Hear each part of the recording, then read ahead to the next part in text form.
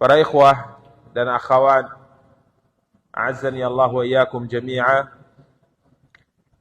Biidznillah, pada kesempatan yang berbahagia kali ini kita akan kembali melanjutkan kajian dan pembahasan kita, mencoba untuk membaca Kitabut Tauhid karya Syekh Muhammad bin Abdul Wahhab rahimahullahu ta'ala, yang pada pertemuan yang lalu kita masih membahas tentang bab Maja'a fit Tanjim, bab penjelasan tentang At-Tanjim, yakni ilmu perbintangan, di mana dalil terakhir yang kita baca pada pertemuan yang lalu adalah dua asar riwayat dari beberapa ulama yang terjadi khilaf, perbedaan di kalangan mereka tentang hukum mempelajari manazil al-qamar, hukum mempelajari letak peredaran bulan. Beliau sebutkan bahwa mempelajari manazil al-qamar, letak peredaran bulan, kariha Qatadah. Ini merupakan perkara yang dibenci oleh Al-Imam Qatadah. Bahkan beliau menyebutkan walam yurakhis Ibnu Uyainah. Al-Imam Ibnu Uyainah tidak membolehkan juga. Tidak ada dua ulama yang disebutkan oleh beliau. Yang pertama Imam Qatadah. Kemudian yang kedua Al-Imam Sufyan Ibnu Uyainah.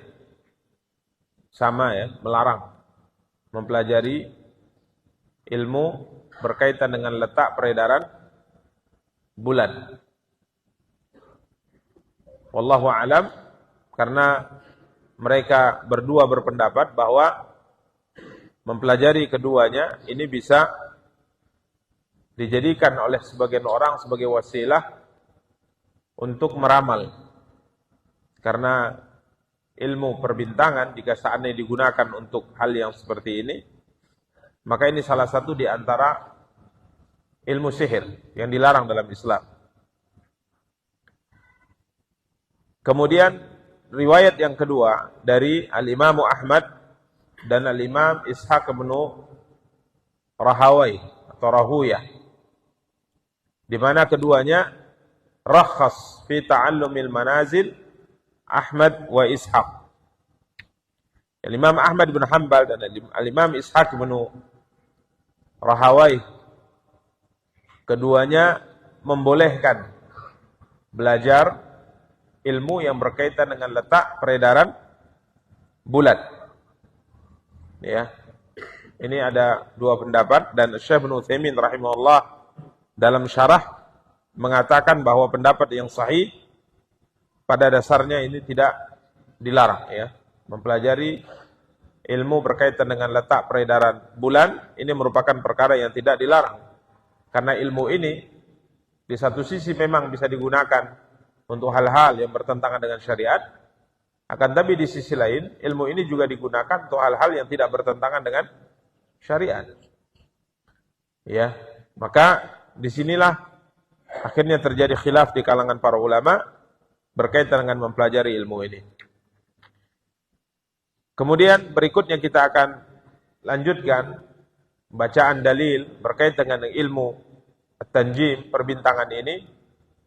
Beliau kemudian sebutkan, dan ini dalil terakhir dalam bab ini, hadis Abu Musa al-Asy'ari radhiyallahu anhu, di mana beliau berkata telah bersabda Rasulullah sallallahu alaihi wasallam, "Salasatun la yadkhulunal jannah." Ada 3 golongan yang tidak akan masuk ke dalam surga. Ya, ada 3 golongan yang tidak akan masuk ke dalam surga. Yang pertama, mudminul khamri. Mudminul khamri yang bisa diartikan dengan pecandu khamr, minuman keras atau hal-hal yang memabukkan. Dan perlu diketahui para ikhwah dan akhwat yang dimuliakan dan dirahmati oleh Allah Subhanahu wa taala, khamr itu bukan hanya minuman keras yang kita tahu, akan tetapi semua perkara yang bisa menutup akal seseorang sehingga ia mabuk karenanya. Dan sebagian para ulama juga mengkaitkan ia juga mendapatkan sebuah kepuasan atau kenikmatan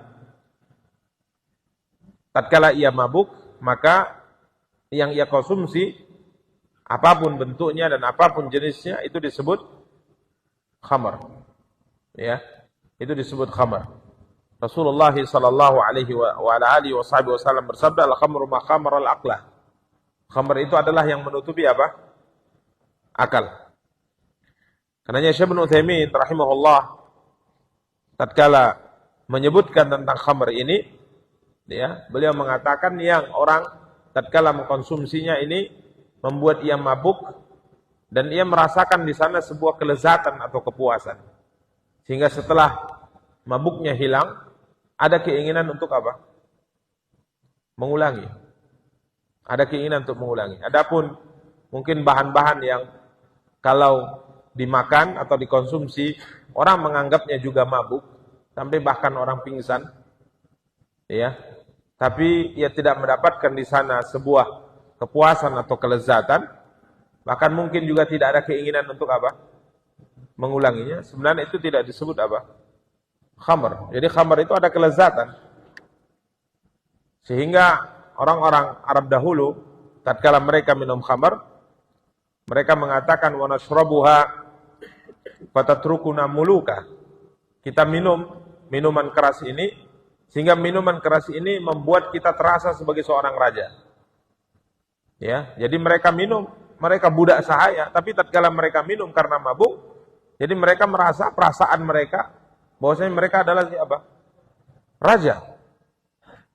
Dan menjadi bagaikan seekor singa yang tidak takut dengan lawan siapapun.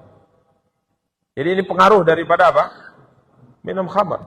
Ya, ini pengaruh daripada minum khamr. Karena para ikhwah dan akhwat yang dimuliakan dan dirahmati Allah, suatu hari tatkala Hamzah ibn Abdul Muttalib radhiyallahu taala anhu meminum khamr, saat itu belum turun ayat yang mengharamkan khamr, minuman keras. Beliau minum sehingga ia melakukan beberapa perbuatan yang dianggap sebagai perbuatan menzalimi. Ya, dia sembelih unta milik Ali bin Abi Thalib, keponakannya, yang sudah dia persiapkan untuk walimah pernikahannya dengan Fatimah radhiyallahu anha. Maka Ali pun mengadukan hal ini kepada Rasulullah sallallahu alaihi wasallam karena unta yang dipersiapkan untuk walimah disembelih oleh Hamzah dengan kezaliman pamannya sendiri. Maka Rasulullah SAW datang ingin menasihati Hamzah. Hamzah kala itu sedang mabuk, pengaruh minuman keras. Kemudian dia menunjuk Rasulullah SAW sembari mengatakan, sesungguhnya kalian ini semuanya adalah budak-budak daripada bapak saya. Pengaruh apa ini? Khamr. Nah ini yang dirasakan oleh orang minum khamr. Karenanya kalau seandainya ada zat tertentu, makanan tertentu, yang kata orang memabukkan, akan tapi tidak ada pengaruh sebuah kelezatan, ya, bahkan mungkin muntah-muntah, ya, atau pingsan, ini sebenarnya bukan apa? Bukan khamr. Karena ada sebagian misal bertanya atau membahas tentang apa hukum makan tape. Sebagian mengatakan tape hukumnya apa? Hah? Haram katanya. Ya. Hah? Baik. Jadi masalahnya sebenarnya bukan alkohol. Ya, masalahnya bukan apa? Alkohol. Jadi masalahnya memabukkan. Sehingga para ulama rahimahumullah ta'ala membedakan, alkohol itu kenapa tidak boleh dimakan. Masalahnya bukan memabukkan, akan tapi mematikan kalau terlalu banyak. Ya, alkohol itu masuk dalam pembahasan membahayakan, mengancam keselamatan jiwa. Ya, karenanya mungkin sebagian ada yang pernah membaca, sebagian para ulama membolehkan sirup obat batuk jika seandainya kadar alkoholnya sekian persen. Kalau sudah sekian persen haram. Bukan masalah alkohol itu haram karena dia memabukkan, tidak. Tapi para ilmuwan menetapkan kalau kadarnya di bawah sekian persen, ini tidak membahayakan. Tapi kalau kadarnya lebih dari itu membahayakan. Karena kalau standarnya adalah memabukkan, kaidahnya jelas dalam Islam. Nabi SAW mengatakan, banyaknya memabukkan, maka kalau banyaknya memabukkan, maka sedikitnya juga hukumnya apa? Haram. Ini masalah terkait dengan alkohol. Karena para ikhwah dan akhwat yang dimuliakan dan dirahmati Allah. Jadi masalah beberapa makanan yang mengandung alkohol, tidak bisa langsung kita katakan hukumnya apa? Haram. Tidak bisa. Karena banyak makanan yang pada hakikatnya mengandung apa? Alkohol. Jadi kalau seandainya memang khamr itu diharamkan karena alkoholnya, maka banyak makanan yang jadinya apa? Haram. Sampai buah yang paling nikmat juga hukumnya haram. Apa itu? Durian ya? Baik. Jadi ini permasalahan yang hendaknya kita dudukkan sebenarnya jika saat ini kita ingin membahas terkait dengan permasalahan apa? Fikih. Ya. Karena ini terjadi banyak perdebatan sehingga sebagian mengharamkan beberapa makanan yang pada dasarnya adalah makanan yang pada dasarnya hukumnya apa? Halal. Karena mengharamkan sesuatu itu adalah hukum syariat. Maka tidak boleh kita mengharamkan sesuatu tanpa apa? Tanpa dalil. Wallahu ta'ala alam.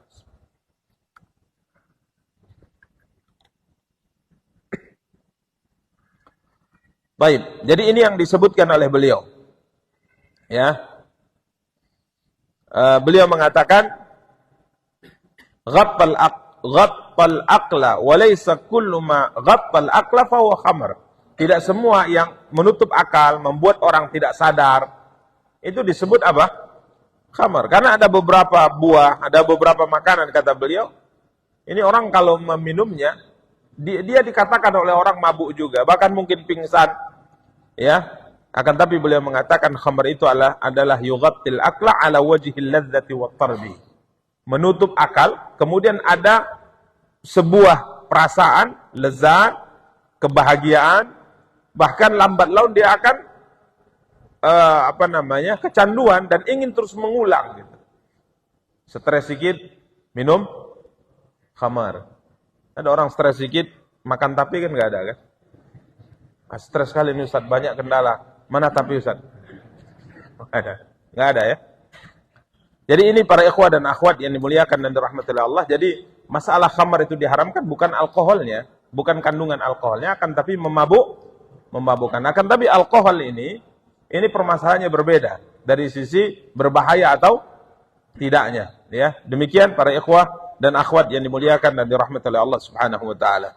Tapi tentunya perincian dalam permasalahan ini bisa mungkin dibaca, dibahas dalam pembahasan-pembahasan fikih para ulama. Ini yang pertama, orang yang tidak akan masuk surga, mudminul khamri, pencandu minuman keras. Ya, hari-hari mengkonsumsi hal-hal yang memabukkan. Rasulullah sallallahu alaihi wasallam bersabda, la yadkhulunal jannah. Mereka tidak akan masuk ke dalam surga. Jadi kalau seandainya orang-orang yang mengkonsumsi hal yang memabukkan, bahkan sampai tingkat pencandu, kemudian diajak untuk merenung bahwa ia sebagai seorang muslim, diingatkan dan seterusnya. Kalau imannya bagus, maka tentunya dia akan mudah meninggalkan hal-hal seperti itu. Ya, karena diancam tidak masuk surga Allah Subhanahu wa taala. Kemudian yang kedua, yang diancam tidak akan masuk ke dalam surga adalah qati'ur rahimi. Qati' artinya pemutus hubungan rahim. Silah. Silah artinya hubungan, rahim, rahim. Ya, rahim ini diterjemahkan dengan rahim, ya. Para ulama selalu mengaitkan rahim ini dengan rahim wanita. yakni yang kita dengan mereka memiliki tali hubungan darah. Ya, ini yang maksud dengan qati'ir rahim. Memutus hubungan rahim, yakni hubungan baik dengan orang-orang yang antara kita dengan mereka ada ikatan nasab, darah. Ya, karenanya ini menunjukkan bahwa memutus hubungan rahim yang diancam oleh Islam, pelakunya tidak akan masuk ke dalam surga Allah Subhanahu wa taala, hanya berkaitan dengan memutuskan hubungan baik dengan kerabat. Kerabat di sini maksudnya yang punya hubungan darah dengan kita. Ya, keluarga kita, baik ayah atau ibu kita, ataupun keluarga dari ayah dan ibu kita. Ini orang-orang yang disebut dengan arham, orang-orang yang memiliki hubungan apa? Rahim dengan kita. Adapun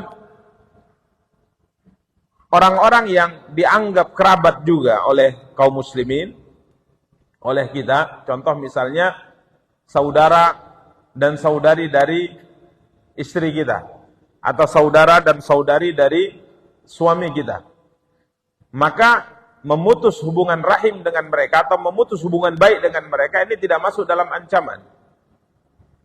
Ya, tidak masuk dalam ancaman. Walaupun tentunya itu juga termasuk dosa. Tapi tatkala Rasulullah SAW mengancam orang-orang yang memutuskan hubungan rahim, itu ancamannya keras. Sama seperti tatkala Nabi SAW memberikan kabar gembira kepada siapapun yang menyambung hubungan baik dengan kerabat. Ini juga janjinya atau balasannya, ganjarannya itu juga sangat besar. Ya, ini perlu untuk diluruskan dan sering kita sampaikan agar kita tidak salah memahami hadis yang disabdakan oleh Rasulullah SAW. Karena ayat Al-Quran datang dengan menggunakan bahasa Arab, Nabi SAW juga berbicara dengan menggunakan bahasa Arab. Jadi ada maksud daripada ayat tersebut yang harus kita pahami. Contoh misalnya tatkala Allah Subhanahu wa taala berfirman, "Wa qadha rabbuka alla ta'budu illa iyyahu bil walidaini ihsana." Allah telah wajibkan atas kalian, telah tetapkan bahwa kalian tidak boleh beribadah kecuali hanya kepadanya, dan Allah juga wajibkan atas kalian berbakti kepada kedua orang tua. Siapa yang maksud dengan orang tua di sini? Orang tua yang dimaksudkan di sini adalah ayah dan ibu kandung kita. Ini yang kita diperintahkan secara khusus dalam ayat untuk kita berbakti kepada mereka. Adapun kita kadangkala banyak orang yang kita anggap apa? Ayah kita. Banyak orang yang kita anggap ibu kita. Padahal konteks ayat tidak berbicara tentang berbuat baik kepada mereka. Walaupun tetap diperintahkan, tapi konteks ayat maksudnya tertentu, yakni ayah dan ibu kandung. Karena apakah mertua masuk dalam perintah tersebut? Dalam perintah ayat yang kita diperintahkan untuk berbuat baik kepada mereka tidak masuk. Ya, wabil walidaini ihsana, kepada kedua orang tuamu hendaknya kau berbuat baik. Maksudnya orang tua di sini enggak masuk ayah mertua atau ibu mertua. Maksud kedua orang tua di sini adalah ayah dan ibu kandung kita masing-masing. Apakah masuk ayah angkat, ibu angkat? Tidak masuk. Ya, ini yang harus didudukkan agar kita tidak salah memahami dalil Al-Quran maupun sabda Nabi SAW. Sama seperti silaturahim, menyambung hubungan rahim. Ya, kita berbuat baik kepada siapapun di negeri kita, kita sebut silaturahmi. Pergi kepada tetangga, saya sedang bersilaturahmi.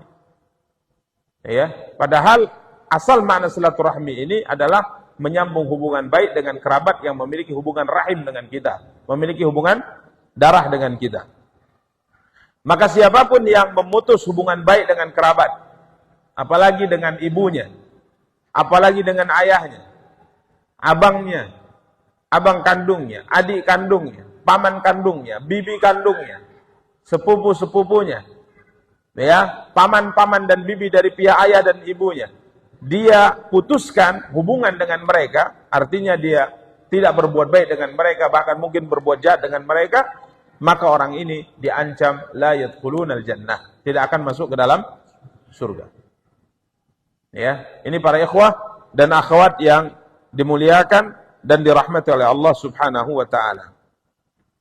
Karenanya kita diperintahkan untuk berbuat baik kepada mereka. Sebagaimana kita dilarang memutus hubungan baik dengan mereka, berarti sebaliknya kita diperintahkan untuk berbuat baik kepada mereka. Ya, apa kebaikan yang diperintahkan ini umum. Ya, bisa di saat mereka butuh bantuan kita berikan apa? Bantuan kepada mereka. Bisa juga dengan mengunjungi mereka. Bisa juga dengan selalu berkomunikasi dengan mereka, bertanya tentang kondisi dan keadaan mereka. Maka ini yang diperintahkan dalam syariat. Dan kita maklumi bersama bahwa melakukan hal ini, apalagi kalau seandainya kerabat tersebut adalah kerabat yang jahat dengan kita, kerabat yang tidak pernah bertanya tentang kondisi kita, kerabat yang tidak pernah sama sekali membantu kita, bahkan mungkin menyakiti kita dan sebagainya. Kalau kita tetap berbuat baik kepada mereka, maka pahala yang diberikan oleh Allah dunia dan akhirat ganjarannya. Ya, Rasulullah sallallahu alaihi wasallam bersabda, "Man ahabba yunsa'alahu fi atharihi, ya, wa yuwassa'u lahu fi rizqihi, falyasil rahimahu." Barang siapa yang ingin panjangkan umurnya, dilapangkan rezekinya oleh Allah, maka hendaknya ia menyambung hubungan baik dengan kerabat-kerabatnya. Ya, ini yang disabdakan oleh Nabi kita yang mulia sallallahu alaihi wasallam. Demikian para ikhwah dan akhwat yang dimuliakan dan dirahmati Allah, dan setiap kerabat yang paling dekat hubungan darahnya dengan kita, maka dia yang lebih berhak untuk kita berbuat baik kepada mereka daripada kerabat yang lebih jauh dari kita dari sisi garis keturunan. Contoh misalnya, siapakah kerabat-kerabat kita yang paling harus mendapatkan kebaikan dari kita? Maka lihat urutannya dari sisi garis keturunan. Tentunya yang terutama dan yang paling terdepan adalah ayah dan ibu kita, karena mereka adalah orang yang paling dekat. Dan itu bisa dilihat dari sisi urutan ahli waris. Urutan ahli waris. Karena ayah dan ibu adalah orang yang paling dekat dengan kita, sehingga ayah dan ibu ini tidak ada ahli waris yang bisa menutup hak mereka jika seandainya kita meninggal dan meninggalkan harta warisan. Hak mereka itu tidak bisa dihalangi oleh siapapun dari keluarga kita, hatta istri dan anak kita. Ini ayah dan ibu. Kemudian yang kedua tentunya adalah anak-anak kita. Ya, anak-anak kita ini yang dekat dengan kita. Kemudian naik ke atas, paman dan bibi kita dari pihak ayah, paman dan bibi kita dari pihak ibu. Kemudian anak-anak mereka yang kita sebut dengan para sepupu kita. Ya, kemudian paman dan bibi dari paman dan bibi ayah dan ibu kita. Paman dan bibi ayah dan ibu kita. Jadi nenek kita punya kakak, nenek kita punya adik, nenek kita punya abang, kakek kita punya abang, kakek kita punya adik. Yang tentunya mereka ini adalah paman daripada ayah kita. Ya. Kalau kita memanggilnya tetap apa panggilannya? Nenek, ya. Kita tetap memanggilnya nenek di negeri kita. Tapi mereka ini adalah saudara dan saudari dari kakek dan nenek kita. Maka ini juga termasuk orang-orang yang mahram bagi kita, yang kita juga diperintahkan untuk berbuat baik kepada mereka. Demikian para ikhwah dan akhwat yang dimuliakan dan dirahmati oleh Allah. Jadi ini orang yang kedua yang diancam tidak akan masuk ke dalam surga, qati'ur rahim. Orang yang memutus hubungan baik dengan kerabat. Kemudian yang ketiga yang diancam tidak akan masuk ke dalam surga adalah wa musaddiqum bis-sihri. Orang yang percaya dengan ilmu sihir. Percaya dengan ilmu sihir. Membenarkan ilmu sihir. Dan poin terakhir ini maksudnya adalah percaya dengan ilmu perbintangan. Maksudnya adalah percaya dengan ilmu perbintangan. Karena ilmu perbintangan di satu sisi ya juga digunakan untuk apa? Sihir. Karenanya pada riwayat sebelumnya yang pernah kita bahas, Rasulullah sallallahu alaihi wasallam bersabda, "Man iktabasa syu'batan minan nujumi faqad iktabasa syu'batan minas sihri zada ma zada." Siapa yang belajar ilmu perbintangan, ya satu cabang dari ilmu perbintangan, maka sungguh ia telah mempelajari satu cabang dari ilmu sihir. Semakin ia kuasai ilmu perbintangan, maka semakin dalam ilmu sihirnya. Ya, semakin dalam ilmu apa? Sihir. Jadi ilmu perbintangan dari satu sisi bisa digunakan untuk apa? Untuk sihir, untuk meramal dan sebagainya. Ya, karenanya pada pertemuan-pertemuan sebelumnya kita katakan bahwa membaca ramalan zodiak atau perbintangan itu sama dengan mendatangi apa? Dukun. Ya, membaca ramalan-ramalan bintang ini sama dengan mendatangi apa? Dukun. Tidak diterima salatnya 40 hari 40 malam. Percaya atas ramalan tersebut sama seperti percaya atas ramalan dukun. Kufur terhadap apa yang Allah turunkan kepada Muhammad sallallahu alaihi wasallam. Allah Subhanahu wa taala berfirman, "Qul la ya'lamu man fis samawati wal ardil ghaiba illa Allah." Katakan ya Muhammad, tidak ada yang tahu perkara yang gaib tidak di langit dan tidak di bumi kecuali Allah. Maka tatkala seorang percaya bahwa ada selain Allah yang tahu perkara gaib, maka ia telah ingkar terhadap ayat ini. Demikian para ikhwah dan akhwat yang dimuliakan dan dirahmati oleh Allah Subhanahu wa taala. Ini 3 orang yang diancam tidak masuk surga. Ini 3 orang yang diancam tidak masuk surga. Para ulama membahas maksud ancaman tidak masuk surga, apakah memang selamanya tidak akan masuk surga? Ini tentunya ada perincian. Tapi hadis-hadis yang seperti ini kita baca sebagaimana disabdakan. Ya, tidak masuk surga, katakan tidak masuk surga. Ini sebagai ancaman. Karena kalau dia perinci, orang akan menganggap remeh. Contoh misalnya, orang yang pecandu minum khamar tidak akan masuk surga. Maksudnya Ustaz, apakah total tidak akan masuk surga? Ataukah dia akan masuk surga terakhir? Kalau dirinci, ya tetap sih masuk surga. Nggak apa-apa berarti kan gitu dia. Makanya kaidah para ulama dalam membaca ayat-ayat dan hadis-hadis ancaman dibaca sebagaimana ia disabdakan, dibaca sebagaimana ia difirmankan. Supaya orang takut dengan ancaman tersebut. Ya, kecuali untuk para penuntut ilmu yang sedang membahas. Maka tentunya itu dirinci. Apakah minum khamar menyebabkan seorang keluar dari Islam, kafir dia sehingga ia tidak masuk ke dalam surga? Ini para penuntut ilmu merincinya.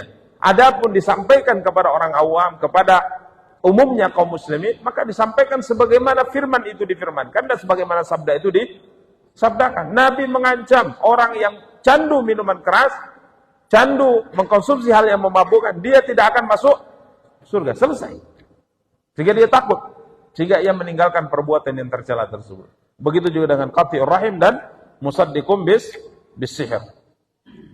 Demikian para ikhwah dan akhwat yang dimuliakan dan dirahmati Allah. Kemudian pada bab ini beliau menyebutkan fihi masail, ada beberapa permasalahan. Yang pertama, al-hikmatu fi khalqin nujum. Dari bab ini kita bisa mengetahui hikmah di balik diciptakannya bintang. Ya, hikmah di balik diciptakannya apa? Bintang. Yang pertama, penghias langit. Yang kedua, lontar syaitan.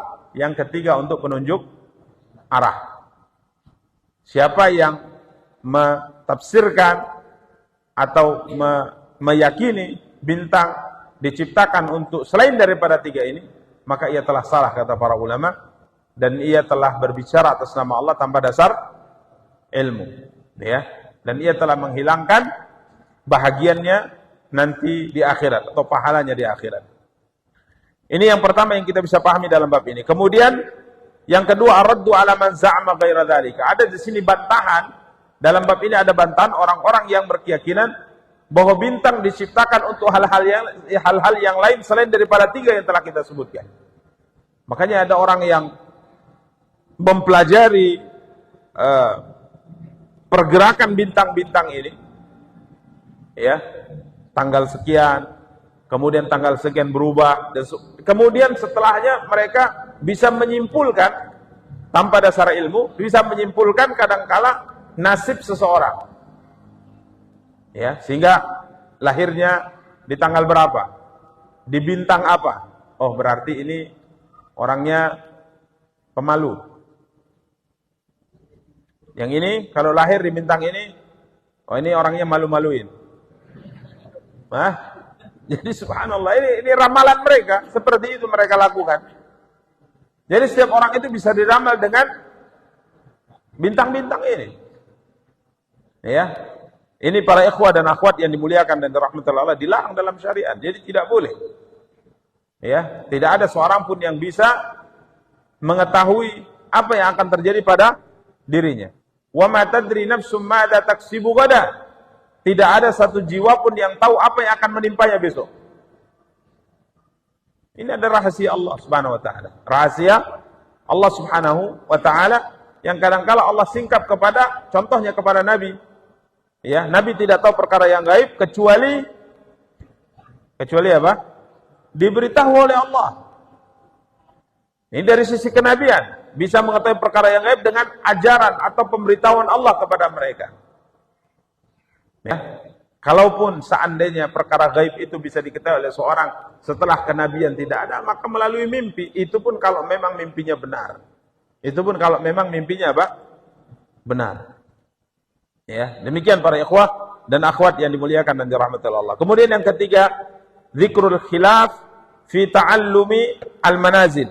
Tadi telah kita sebutkan ya, perbedaan di kalangan para ulama tentang mempelajari tata letak peredaran bulan. Ada yang membolehkan, ada yang melarang. Kalau yang melarang itu karena memang ini bisa dijadikan sarana untuk meramal, untuk mengaku-ngaku mengetahui perkara yang gaib, maka dilarang secara total. Ya, kalau yang membolehkan melihat bahwa sisi yang lain, peredaran, letak-letak peredaran bulan atau peredaran bintang itu bisa digunakan untuk hal yang baik yang tidak bertentangan dengan syariat. Contoh misalnya perkiraan cuaca, perkiraan musim, ya, kapan musim semi, kapan cocok untuk musim tanam, dilihat dari cuaca. Ini diketahuinya dari peredaran-peredaran tata letak bulan atau bintang. Demikian para ikhwah dan akhwat yang dimuliakan dan dirahmati Allah. Kemudian yang keempat, al-wa'idu fi man saddaqa bi syai'in min as-sihri walau arafa annahu batil. Ancaman keras bagi siapapun yang percaya dengan ilmu sihir sekalipun dia yakin ilmu sihir adalah batil. Jadi percaya dengan ramal, walaupun dia tahu ramal itu adalah perkara yang batil, tapi dia percaya ini berbahaya. Ya, karenanya jangan coba-coba tahu. Penasaran gitu, kepo. Ingin tahu saja Ustaz. Ya. Coba-coba tengok, coba-coba tanya. Ya, kita telah sebutkan pada pertemuan yang lalu, mendatangi mereka kalau tujuannya untuk membantah boleh. Tujuannya untuk membuktikan kebatilan mereka boleh. Tapi kalau sekedar ingin tahu tidak boleh. Apalagi percaya. Ini lebih berbahaya. Ya, demikian para ikhwah dan akhwat yang dimuliakan dan dirahmati Allah. Serahkan saja nasib kita kepada siapa? Kepada Allah. Yakinlah bahwa Allah telah mengatur nasibmu. Engkau mau atau tidak mau, rela atau tidak rela, Allah mengatur nasibmu. Dia yang mengatur. Pasrahkan saja. Dan yakini bahwa dia lebih sayang dari kita, melebihi akan kasih sayang orang tua kita terhadap diri kita, bahkan melebihi kasih sayangnya diri kita terhadap diri kita sendiri. Dia mengatur segalanya. Pasrahkan dia kepada Allah. Walaupun teorinya ini sebenarnya mudah ya, tapi prakteknya apa? Susah luar biasa. Allah itu mengatur nasib kita, takdir kita sesuai dengan kasih sayang yang dimiliki olehnya yang maha sempurna. Pasrahkan saja. Ya, nurut saja. Apa yang kau takdirkan ya Allah, saya turut. Kalau seandainya kebaikan, saya memuji. Kalau seandainya keburukan, saya bersabar. Karena dia lebih sayang dari kita, dari ayah dan ibu kita, dan dia lebih sayang terhadap diri kita dari kita terhadap diri kita sendiri.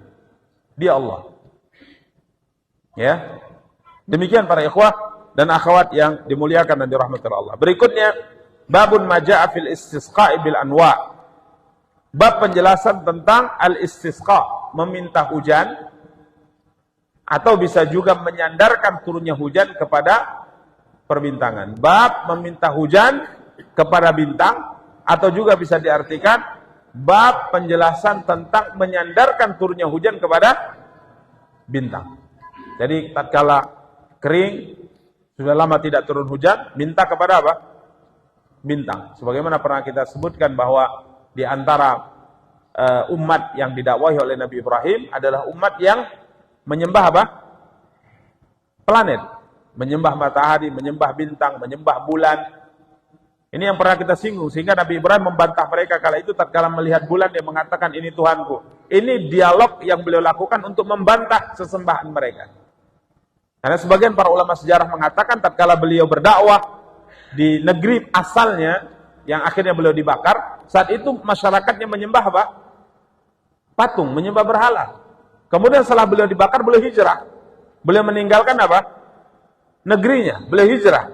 Setelah dibakar, alhamdulillah beliau diselamatkan oleh Allah. Kemudian beliau tinggalkan negerinya, beliau berlepas diri dari masyarakat, kemudian beliau pindah.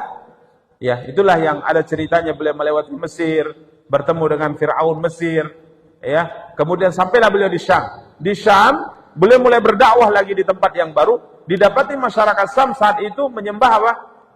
Planet. Ada menyembah matahari, ada menyembah bulan, ada menyembah bintang-bintang tertentu. Maka kemudian beliau dakwahi mereka. Di antara metode dakwah beliau adalah mengajak mereka berpikir. Lihat bintang, katakan ini Tuhanku. Ini di hadapan masyarakatnya. Tapi bintangnya hilang di pagi harinya. Maka dia mengatakan ini bukan Tuhan. Kemudian besoknya melihat apa? Bulan. Ini Tuhanku yang ini. Ya, ini lebih cahayanya lebih apa? Lebih terang. Maka dia mengatakan tatkala paginya datang waktu pagi, bulan pun hilang, mengatakan ya, bagaimana Tuhan bisa hilang? Ya. Kemudian si paginya dia lihat apa? Matahari, mengatakan, ini Tuhanku ini lebih besar. Ini di hadapan umatnya supaya mereka apa? Berpikir. Karena memang akal manusia itu kalau sudah ditutup dengan syubhat, sudah ditutup dengan kebatilan, 1000 nasihat juga nggak bisa masuk ke akalnya. Jadi butuh diajak untuk apa? Berpikir. Dan ini metode yang sama dilakukan Nabi Ibrahim tatkala beliau mengajak umatnya pertama agar mereka tidak menyembah apa? Berhala. Dihancurkan semua berhala, disisakan satu berhala yang paling besar. Ini tujuannya apa? Supaya mereka mau berpikir. Ini juga seperti itu metodenya. Dia mengatakan matahari Tuhan. Tatkala sore tiba, matahari tenggelam, maka dia mengatakan, kalau seandainya Allah tidak memberikan petunjuk kepada aku, niscaya aku termasuk orang-orang yang sesat. Ini yang terkenal di kalangan kita, yang dijelaskan banyak. Ibrahim sedang mencari apa? Tuhannya. Lah, dia tidak sedang mencari Tuhannya. Beliau sedang ingin menjelaskan kepada masyarakat baru yang beliau dakwahi, bahwa Allah itu adalah bukan yang mereka sembah. Tuhan itu bukan mereka sembah. Tidak bintang, tidak bulan, dan tidak matahari. Karena semua mereka ini diatur. Semua mereka apa? Diatur. Matahari, pergerakannya dari timur ke barat, siapa yang mengaturnya? Allah. Dia tidak punya kuasa. Bergeraknya sesuai dengan perintah Allah. Bintang juga seperti itu. Semuanya diatur. Allah yang mengatur. Kalau seandainya perbintangan atau planet-planet ini mereka bisa mengatur atau sesuai dengan kemauan mereka sendiri, maka bisa saja tiba-tiba matahari besok terbit dari selatan. Dia nggak mau terbit dari mana? Dari timur, kan bisa seperti itu. Tapi yang disebutkan oleh Nabi, matahari setiap hari terbit dari mana?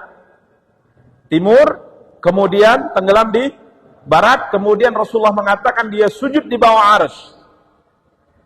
Kemudian Allah katakan, terbit engkau dari timur lagi. Maka dia kembali ke timur, terbit dari timur. Begitu setiap hari. Allah selalu perintahkan yang untuk terbit dari mana? Timur, dan tenggelam di mana? Di barat. Maka tatkala ia meminta izin untuk terbit dari timur pada suatu hari nanti, kata Rasulullah, Allah mengatakan tidak. Terbit engkau dari mana engkau tenggelam? Maka di saat itulah matahari terbit dari barat. Ini menunjukkan semua yang ada di alam semesta ini yang mengatur Allah Subhanahu wa taala. Bahkan kita sendiri, kita tidak mampu mengatur diri kita sendiri. Yang terjadi pada kita dan yang kita lakukan yang dikehendaki oleh siapa? Oleh Allah. Kalau seandainya Allah Subhanahu wa taala tidak mudahkan kita menghadiri salat berjamaah, niscaya kita tidak akan mampu melakukannya. Karena tatkala kita mendengar hayya 'alas shalah, hayya 'alal falah, apa kita ucapkan? La haula wala quwata illa billah. Allah yang mengatur semuanya.